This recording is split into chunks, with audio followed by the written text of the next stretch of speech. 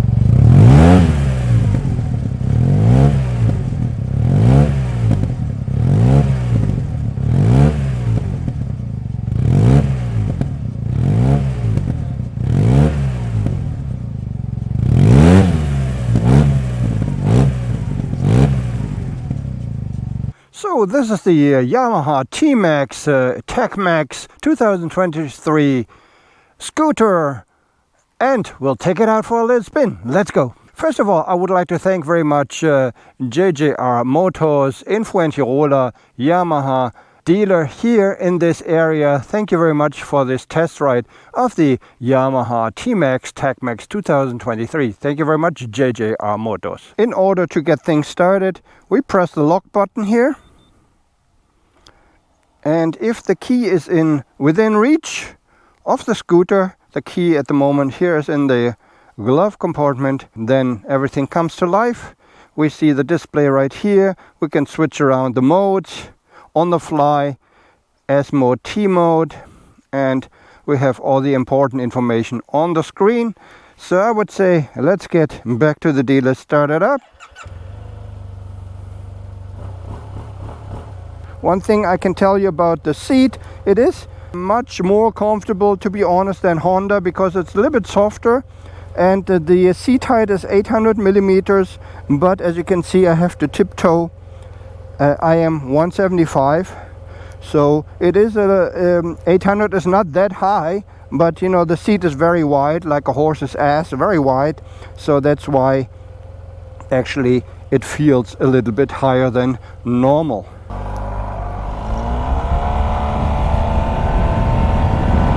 So the first thing that you notice, or the second thing on this scooter, well,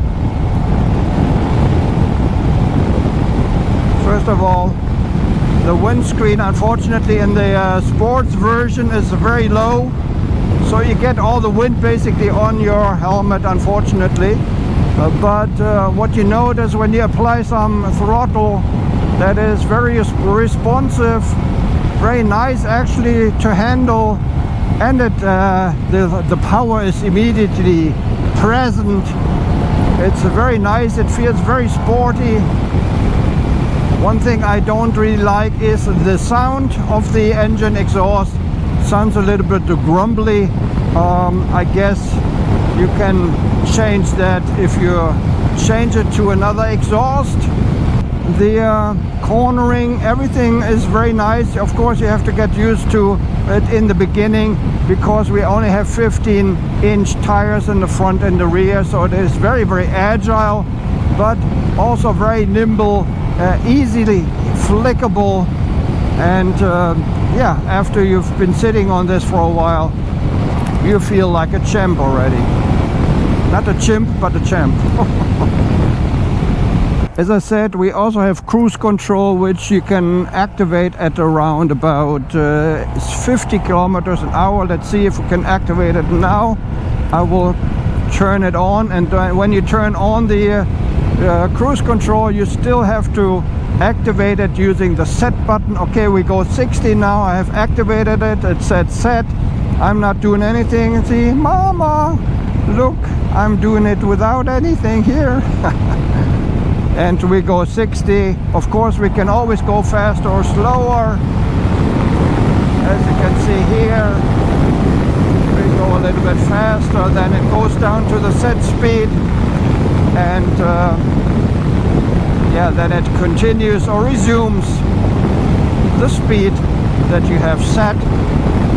I think the cruise control is very nice. Of course, if you use it for traveling, would be nice on other bikes and scooters, especially from Honda, I think, you know, which are basically meant for traveling. This is more like a little sports cannon, but other bikes, they could actually use this cruise control. It's probably so easy to implement, but they just don't do it. Yeah, very nice here in the longer stretched twisties here.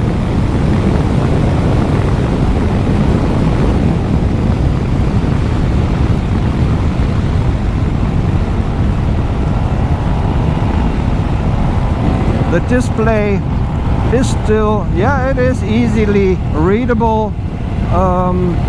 When the sun comes in from the rear, unfortunately there's you know, some reflections and stuff like that, and it's a little less visible but still acceptable.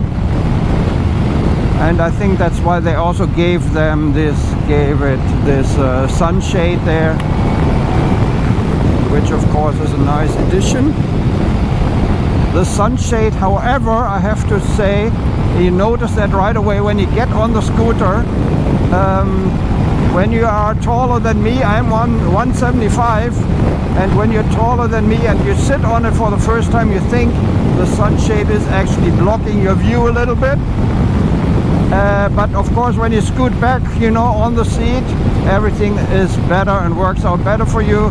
If I, you know, lean backwards like this, I don't have any problem whatsoever, but you might have to think about this when you're taller than me.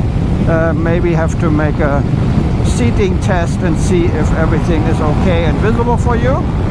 The leg position, you can sit basically like on a toilet. You can put the feet to the front, a little bit sportier, and you can put them really to the front. I can almost stretch my legs completely if I press myself into the lumbar support, and that is quite nice. As you may have noticed, my sound is pretty bad at the moment because the windscreen is not doing a very good job. It's only the sporty windscreen and it's very loud, and I don't really remember what the other windscreen felt like and looked like, but the sporty windscreen definitely is not the best idea if you want to have a nice and quiet ride here without any noise of the wind or turbulences or stuff like that. Yeah, it rides nicely, nice suspension, everything feels very sporty, I'd say. Also the look when you sit on it with a handlebar, I mean, it does not look like a motorcycle, but it does look like a very sporty scooter, and that's what it should be. That's what it is basically, and that's what it wants to be, I think. You know, it's one of the most powerful A2 scooters you can get, and it has a lot of power, a lot of torque, 57 Newton meters or something like that. Very powerful little beast. On the downside of this, or all of this, unfortunately we have a very steep price, which I don't really like, and I think it's not really justified because the competition can make it cheaper. Okay, competition, they don't have heated grips and stuff like that, but still it is fairly expensive. The TechMax version with 16,500 euro, it's pretty expensive. You can get it a little bit cheaper in the regular version with 2,000 euro cheaper about. Yeah, suspension, everything feels very nice, very high class, I must say. I don't think you will get disappointed to buy this, but as I said, you have to pay a hefty price for this.